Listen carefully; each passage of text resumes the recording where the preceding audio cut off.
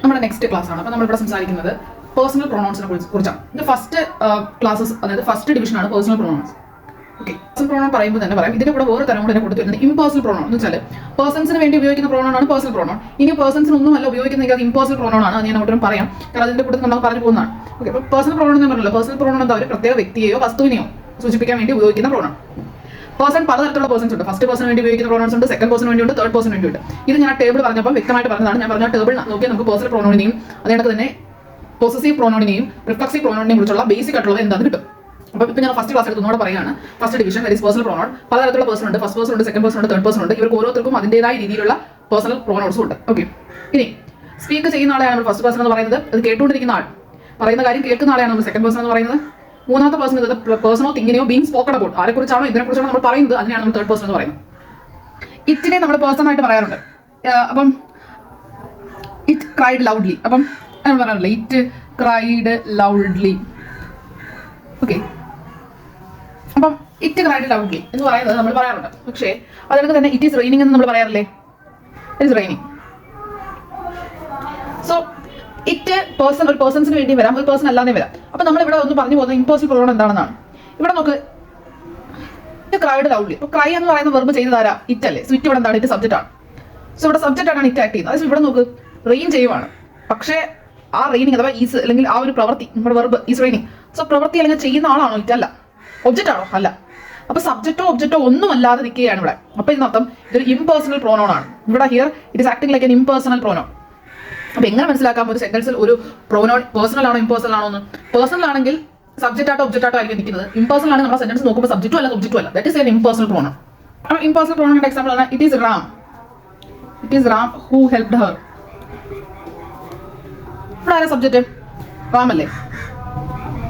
Object ആരാ? Her. So ഇറ്റിനപ്പോൾ ഇവിടെ subject പ്രൊനൗണും അല്ല ഒബ്ജക്റ്റീവ് പ്രൊനൗണും അല്ല. ഇറ്റ് എന്താണ്? ഇപ്പൊ ഇറ്റ് ഇവിടുത്തെ ഇറ്റ് എന്ന് പറയുന്നത് ഇംപേഴ്സണൽ പ്രൊനൗൺ ആണ്. സോ ഇംപേഴ്സണൽ പ്രൊനൗൺ എന്ന് പറയുമ്പോഴത്തേക്കും സബ്ജക്റ്റായും ആക്ട് ചെയ്യത്തില്ല, ഒബ്ജക്റ്റായും ആക്ട് ചെയ്യത്തില്ല. ഇത് ഇംപേഴ്സണൽ പ്രൊനൗൺ എന്താണ് എന്ന് ഞാൻ പറഞ്ഞു തരാൻ വേണ്ടി നിങ്ങൾക്ക് പറഞ്ഞു തന്ന എക്സാമ്പിൾ ആണ്. ഇത്ര പേഴ്സണൽ പ്രൊനൗൺ എന്ന് പഠിച്ചാൽ നമ്മൾ ഒരു സബ്ജക്റ്റിൽ ഒരു സെന്റൻസിൽ നോക്കുമ്പോൾ സബ്ജക്റ്റായും ഒബ്ജക്റ്റായും ഒരു പ്രൊനൗൺ ആക്ട് ചെയ്യുന്നില്ല എങ്കിൽ അത് ഇംപേഴ്സണൽ പ്രൊനൗൺ ആയിരിക്കും. അപ്പം ഇംപേഴ്സണൽ പ്രൊനൗണിന്റെ ഡെഫിനിഷൻ പറയുവാണെങ്കിൽ നമുക്ക് ഇങ്ങനെ പറയാൻ പറ്റും. A pronoun usually replaces A noun, but if it doesn't replace a specific noun and instead make a general or dummy reference, we call it as a impersonal pronoun. Okay, ഇത്രയാണ് നമുക്ക് ഇവിടെ പറയാനുള്ളത്. അപ്പോൾ പേഴ്സണൽ പ്രൊനൗൺ പറഞ്ഞപ്പോഴാണ് ഞാൻ impersonal pronoun കൂടെ ഇതിന്റെ കൂടെ പറഞ്ഞു പോയത്. ഇനി നമുക്ക് ഈ പേഴ്സണൽ പ്രൊനൗൺ തന്നെ പ്രധാനമായിട്ടും നമുക്ക് രണ്ട് തരത്തിൽ പഠിക്കാൻ പറ്റും. സബ്ജക്റ്റീവ് പേഴ്സണൽ പ്രൊനൗണും ഒബ്ജക്റ്റീവ് പേഴ്സണൽ പ്രൊനൗണും. പേഴ്സണൽ പ്രൊനൗണിനെ രണ്ടായിട്ട് തിരിക്കാം.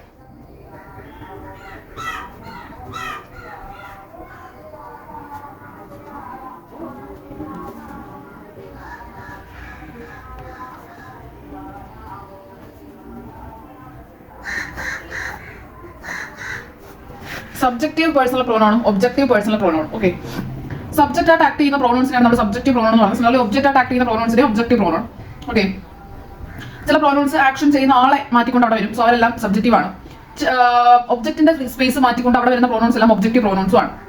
ഇപ്പം ഈ പേഴ്സണൽ പ്രൊനൗണിന്റെ നിയമത്തിലോട്ട് പോവുകയാണ്. അപ്പോൾ പേഴ്സണൽ പ്രൊനൗൺ പറഞ്ഞപ്പോൾ ഞാൻ ഒരു കാര്യം പറയാൻ വിട്ടുപോയ കാര്യം എന്ന് പറഞ്ഞു കഴിഞ്ഞാൽ പേഴ്സണൽ പ്രൊനൗണിന്റെ രണ്ട് തരം ഞാൻ പഠിച്ചായിരുന്നു. ഏതൊക്കെയായിരുന്നു? ഒബ്ജക്റ്റീവും സബ്ജക്റ്റീവും. പക്ഷേ ഒരെണ്ണം കൂടെ ഉണ്ട്. കാരണം നമ്മൾ ഈ പൊസസീവ് പ്രൊനൗണിനെ നമ്മളൊരു ക്ലാസ് ആയിട്ട് പഠിക്കാൻ നമുക്ക് ഇതിനകത്തിട്ടും പഠിക്കാം.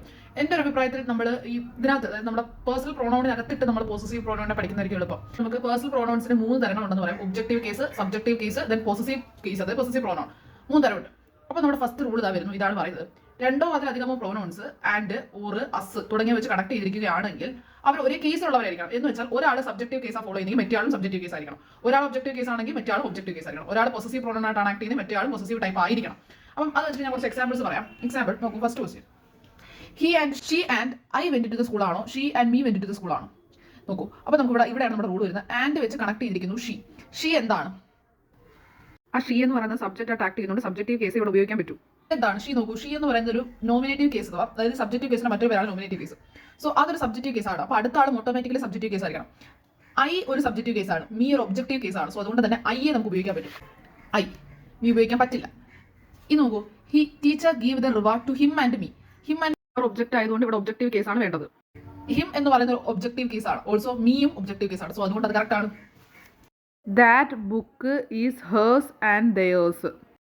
ഇവിടെ എന്താ വരേണ്ടത്? ഇവിടെ ഒരു പൊസസീവ് കേസാണ് വരേണ്ടത്. ഓക്കെ, അപ്പോൾ പൊസസീവ് പ്രൊനൗൺസ് വേണം നമ്മൾ ഇവിടെ ഉപയോഗിക്കാൻ. നോക്കാം, ഹേഴ്സ്.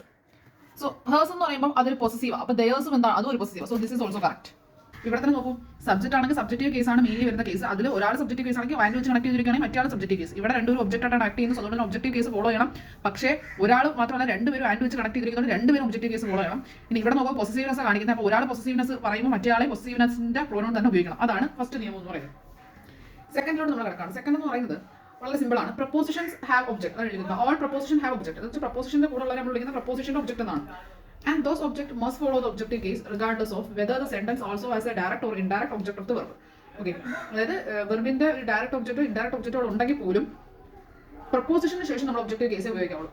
എക്സാമ്പിൾ, ഫസ്റ്റ് എക്സാമ്പിൾ ഞാൻ എഴുതിയിട്ടുണ്ട്, നോക്കാം. Between you and I Suhani is intelligent. ഇതിൽ എററുണ്ടോ? ഉണ്ട്.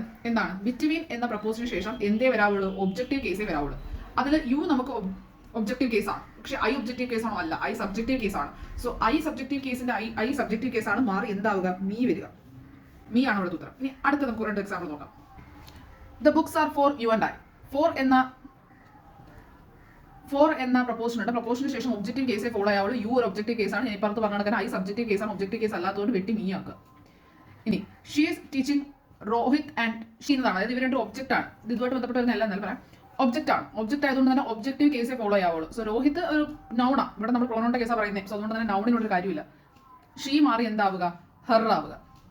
കാരണം ഇവിടെ ഞാൻ ഈ റൂൾ അല്ല, നേരത്തെ റൂളാണ്. We can also write this rule. ഈ റൂളിൽ നമുക്ക് ഇങ്ങനെ പറയാം: വെർബും പ്രപ്പോസിഷൻസിനും ശേഷം ഒബ്ജക്റ്റീവ് കേസ് ഓഫ് പ്രോനൗൺസ് ആയിരിക്കണം വരേണ്ടത്. കാരണം വെർബിന് ശേഷം ഒബ്ജക്റ്റാണ് വരുന്നത്. സോ ഒബ്ജക്റ്റ് ആയതുകൊണ്ട് ഒബ്ജക്റ്റീവ് കേസ് ഗോ നമ്മൾ പറയാറുണ്ടോ? അവൾ പറയുന്ന ആവശ്യം നോക്കുകയാണെങ്കിൽ നമ്മൾ പറയാറില്ല. So let them go. ഇതാണ് നമ്മുടെ ഫസ്റ്റ് രണ്ട് റൂൾസ്.